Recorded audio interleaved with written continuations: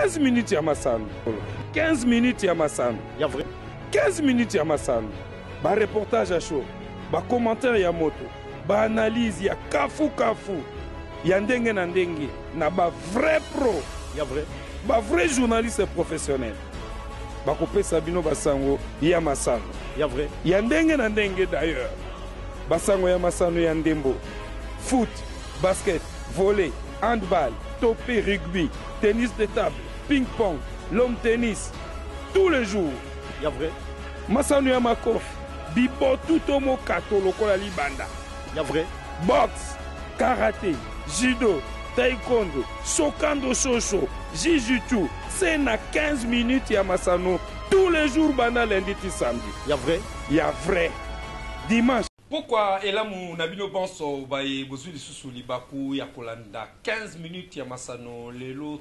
324e numéro ya mercredi 25 octobre boebite to zali kokende muke to kangisa 365 numéro et ko sala mbula mwimba yangwana to zali déjà na nouvelle vision pour na koyeba ke lundi mardi to za na actualité ya moto ya vitesse mbangu pema pe mukolo ya misato ndeto banda ko sala bongo grand lisolo vrai lisolo na ba dirigeant ba reportage à descente à terrain yango wana lelo bolandaki na mikolo muti koleka Max Moke oyazali président ya football club MK asanolaki linafoot ya commission te mais oyo ya comité Jeff Kampondo Katanga esalaki peke baye ko changer ba makambu comité pays baye ko tia commission asika lelo to yambi nani lelo to kiti na ba entente po biso awa proximité couverture sportive ya proximité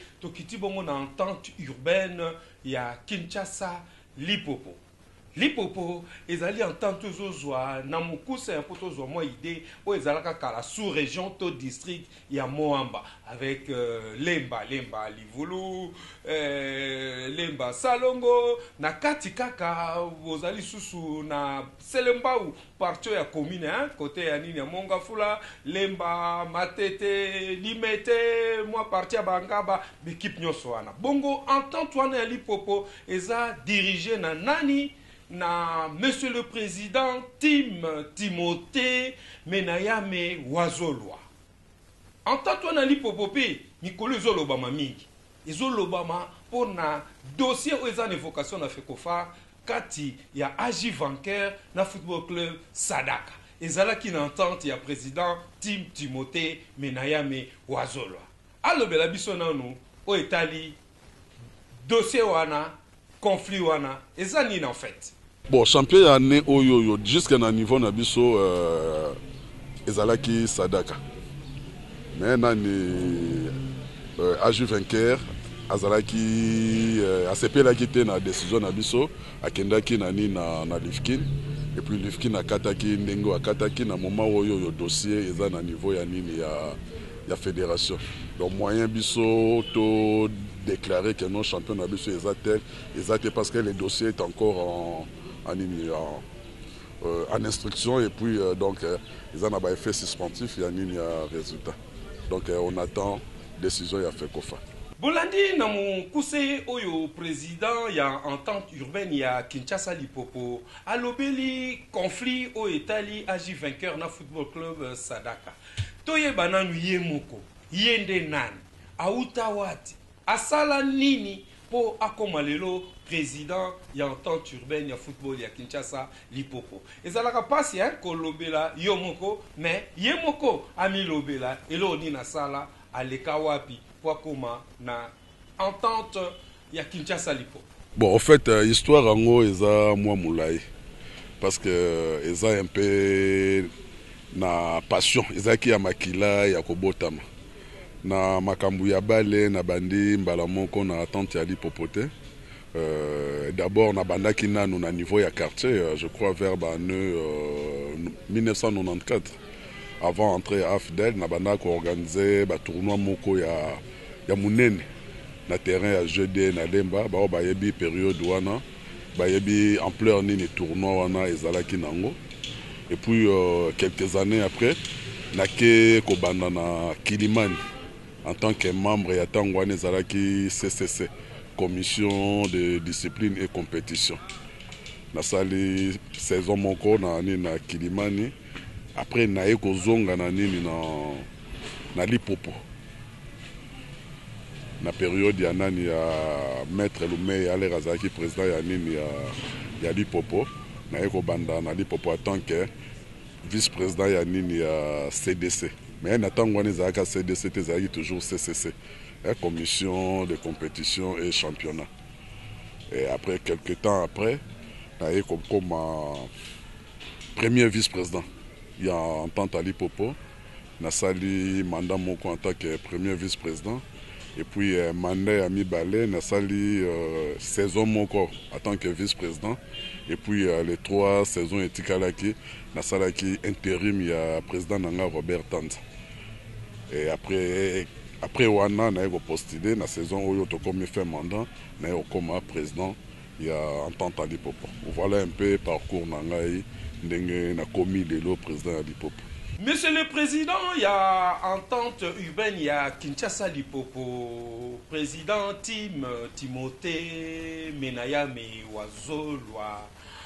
Aoumeli pe moi mikolo na direction entité wana bouti parcours na ndenga salaka organiser ba match passer par là titi ba sociétaire pe ba pesier confiance bilan nini. Eloko nini na ko ikoloba o esa sali o pe ko ikosala. Ayebisa biso banda akota na entente urbaine ya Kinshasa Lipopo. Monsieur le Président Tim Timothée Menayame Wazolo. En tout cas, constat où on a sala banda comité nanga ya tozwa ba champion ya solo. Donc pour preuve que nous beki banda biso to ya équipe na biso nyos tout. Oyo ebima champion et mata na EPFK etikala kozonga te. Donc cela prouve que non, championnat na biso sur le plan technique, ils ont un championnat moko, il y a un niveau très élevé. Awa président Tim Timothée Menayame Wazolo à Lobeli au Italibongo entité nae entente urbaine ya Kinshasa Lipopo. Boy bapeki entité wana Lipopo azo bandisa championnat nae samedi oyo. Bongo bolanda o biso bengaka awa Miss Entente, Miss Bantante, Vicky Bosamba a présenté les biso championnat oyo banda ba match ni. Bolanda, commentaire. Entente urbaine ya football ya Kinshasa Lipopo a bongisi du rendez-vous pour le démarrage de la saison sportive 2017-2018. Mokolo ya samedi 28 octobre 2017 na ba différents terrains oyo championnat et Betamaka. Na PNC na commune ya Lemba a du vainqueur to FC Sadaka akobeta na FC les Chamois de Kinshasa na 13h30 p na 15h30 FC les Corbeaux de Kinshasa akokuta na FC Lemba. Na terrain ya Monga Fula TG Forum AC et Tomato na 13h30. Issé Bafana FC Njoko Sport bakobeta na Fikune na 13h30. FC Arc-en-Ciel CS Les Assos 15h30 na Livulu. IFC Sema FC Mweka bakobeta na stade na 9h juste. OCD FC Moamba bakokutana na 15h30 na terrain Sainte Rita. Ya vrai. Bolandi calendrier manaka oyo ekobandisa bongo masano na entente urbaine ya Kinshasa Lipopo oyo ezwaka bongo presque district sous région ya Moamba. Président Tim Timothée Menayame Wazolwa tozo banda championnat ya sika vision ni noza nango championnat oyo eloko nini ozozela okosala nini pona championnat oyo. Comme d'habitude, banda toujours mandat, tous alaka na slogan moko. Champion abima na terrain. Alors moment yango message na relancer na ba sociétaire nanga yabiso yango. Championnat yango ezo banda. Chance espesami na batu nyos. Que le meilleur gagne. Bino nyos tout bozoya mutu na préparation na ye mutu na mutu aza na même pourcentage ya chance pour na kobima champion na nini na Lipopo. eza kaka oyo biso tosengaka bino mérite na bino na terrain yango wana biso tozongiselaka bino. Donc bonne chance na baclub nyonso to ya Lipopo et puis nzambe asunga biso tosala championnat ya malamu. Awa tozo kende kosukisa 15 minutes ya masano spécial vrai lisolo grand lisolo na président ya entente urbaine ya Kinshasa Lipopo président Timothée Menayame Wazolwa tolingi bongo topesa ye maloba masuka te ya suka te aroloba lisusu tokoyamba ye pe lisusu mais maloba ya bosukisi bongo grand lisolo ya lelo ye aedisa biso avant tosilisa grand lisolo vrai lisolo ya lelo na kati ya 15 minutes à masano. Monsieur le président Timothée Menayame Wazolwa maloba omboka yo lisusu. Oui, en tout cas dans un premier temps souci nanga ezalaka nazala na au moins na 10 terrains. Ce qui n'a joué 10 terrains et va permettre ngai par exemple net na première division na journée moko tozalaka na 10 matchs. Donc on va permettre biso que notre journée wana tobi ba match nyonso ya première division avec nos 10 terrains bango nyonso qui s'agit ba beta na 13h bango nyonso to ba beti na 13h. Et on a une complaisance, on a à peine un dérangement, il y a un supporter, parce que chaque supporter a la pris, on a concentré dans un match. Et qu'on crée une sécurité par rapport à un match qui est à 13h, à 15h, les supporters, il y a des adversaires, il y a des prétendants, il y a créé une sécurité. Souci dans le il y a 10 terrains. Et puis, souci à mi balèze à la gare, ceux qui nous ont sungi, tous au moins sponsor pour l'arbitrage, pour l'arbitre. Donc, dans un premier temps, souci n'a pas miné vraiment pour l'évolution à balle, ils ont associé à mi balè. Il y a 10 terrains à balle, et puis sponsor moko pour prendre en charge les arbitres.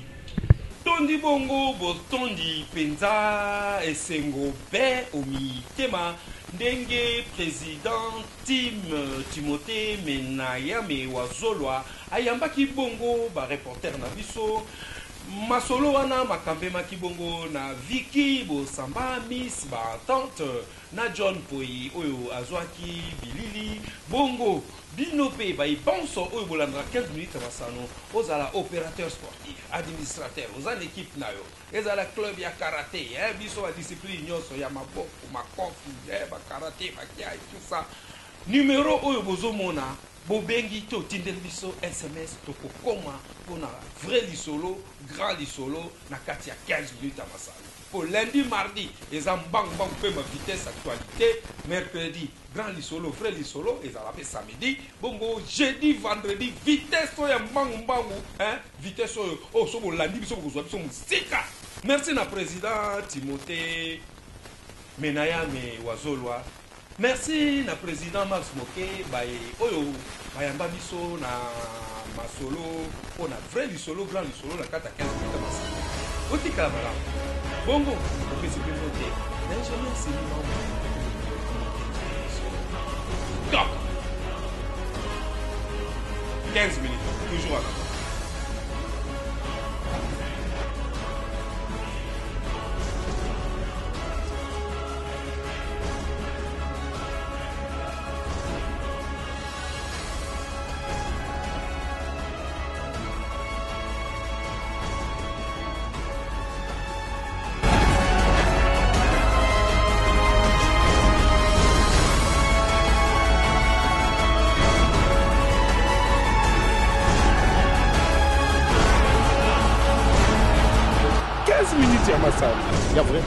jamais ezala jamais salama na TV moko awa na leo